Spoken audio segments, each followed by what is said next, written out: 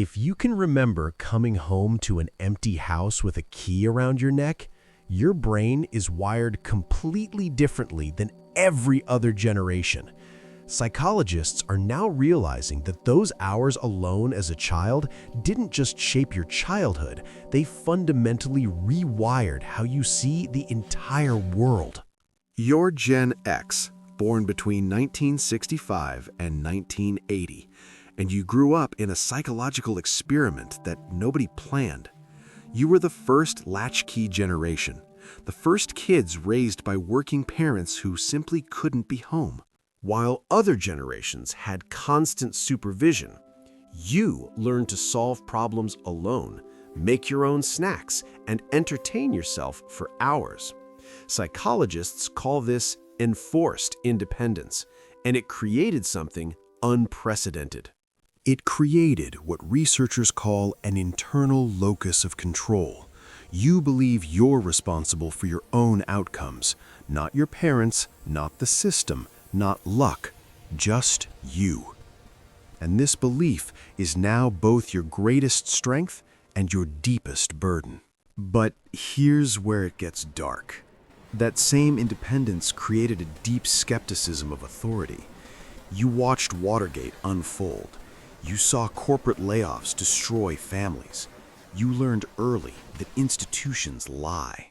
Gen X became psychologically conditioned to expect disappointment, not in a pessimistic way, but in a pragmatic way. You don't get your hopes up because you've seen too many promises broken. Hope became a liability. This is why Gen X pioneered ironic detachment.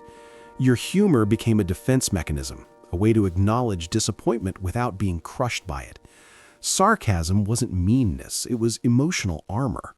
Now let's talk about Gen X and technology, because this is where your psychology gets really interesting. You're the bridge generation, the only one that remembers life before the internet and fully adapted to life after. Psychologically, this made you adaptable without being dependent. You can use technology, but you don't need it for your identity.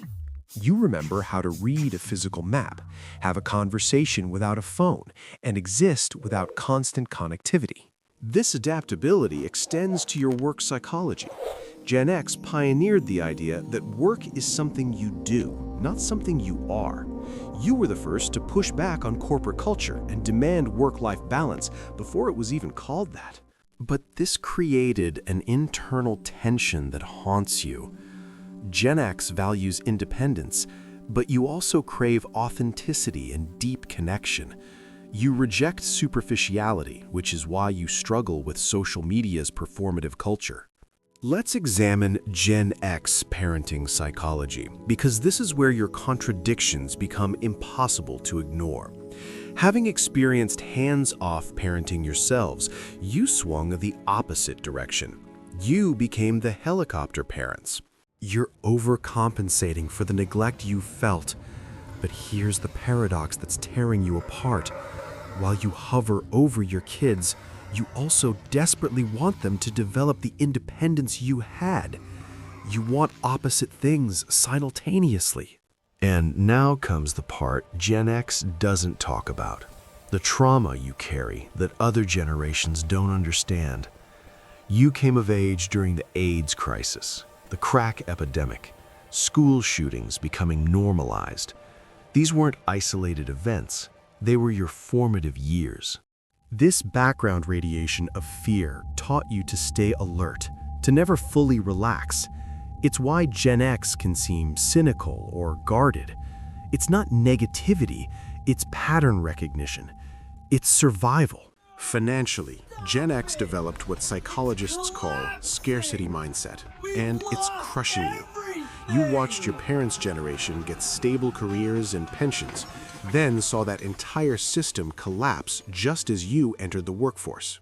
You graduated into recessions, carried more student debt than previous generations, and watched housing prices explode beyond reach. This created deep financial anxiety that persists even when you're objectively doing okay. You can't shake it. But here's what's remarkable about Gen X psychology. Despite all of this, the trauma, the financial instability, the broken promises, you didn't become bitter or helpless. You became resourceful. You learned to build your own safety net. Gen X pioneered gig economy thinking before it had a name. You diversified income, learned new skills constantly, and never trusted that any single job would take care of you. This wasn't a choice, it was psychological survival. And here's where the pressure becomes unbearable. Gen X is the sandwich generation, psychologically squeezed between aging parents who need care and adult children who can't afford to launch. Both generations are leaning on you. This creates what psychologists call role strain, and it's invisible to everyone except you. You're simultaneously the caretaker, the breadwinner, and still trying to secure your own future. The psychological load is breaking people. Yet despite this crushing pressure, Gen X rarely complains. You were taught to handle things yourself, to not make a fuss, to just get it done. This stoicism is both your armor and your prison. This brings us to Gen X and mental health, and this is critical. You came of age when therapy was stigmatized and mental health wasn't discussed. You learned to internalize everything, to power through depression and anxiety like they were just weather.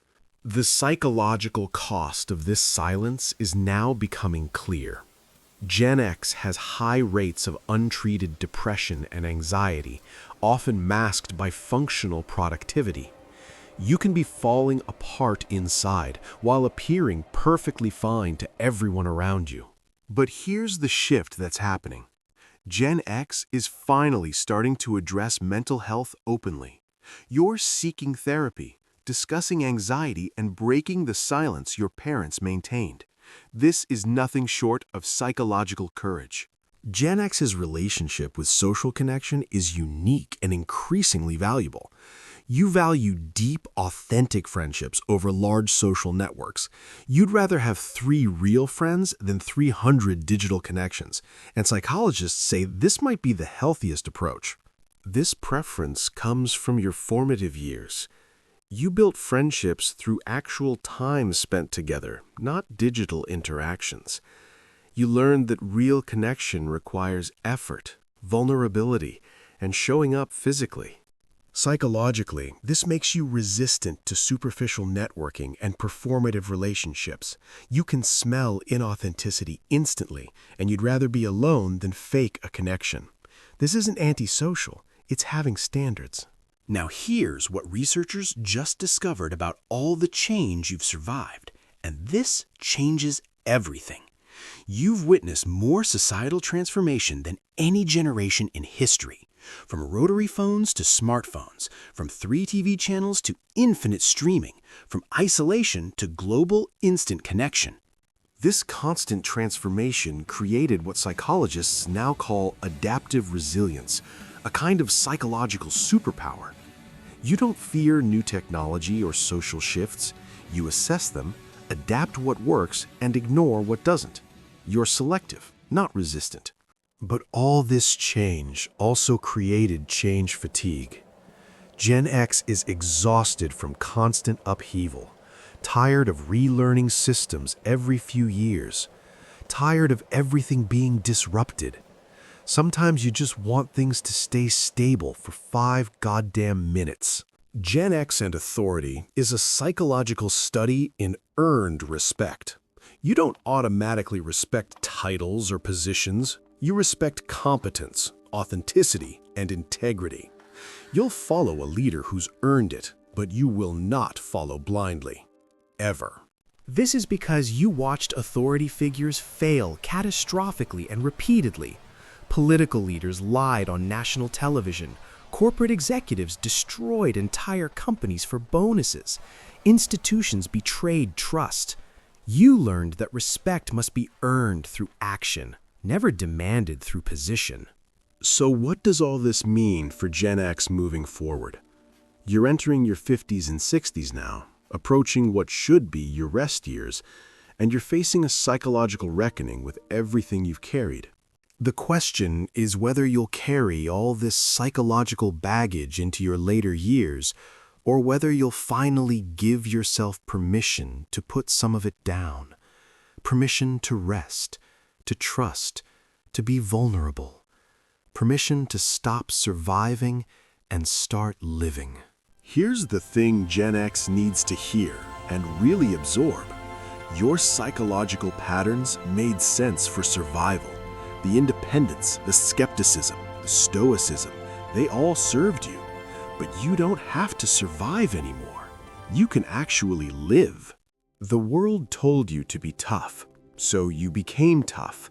But toughness and connection aren't opposites. You can be strong and still ask for help. You can be independent and still need people. These aren't contradictions, they're completeness. Gen X, your psychology is a testament to human adaptability. You took impossible circumstances and built functional lives. You survived economic collapse, raised families, pioneered new ways of working, and did it all without recognition, without complaint, without asking for help. But recognition isn't what you need. What you need is permission to finally exhale, to trust that you've done enough, to know that your worth isn't measured by your productivity or your ability to endure endless hardship. So here's to Gen X, the forgotten generation that never needed to be remembered to know its own worth. The generation that learned to save itself, and in doing so, quietly changed the psychological landscape for everyone who came after. You survived. Now it's time to live. Thanks for watching. If this video changed how you see the world even a little bit, hit subscribe. It really means a lot to me.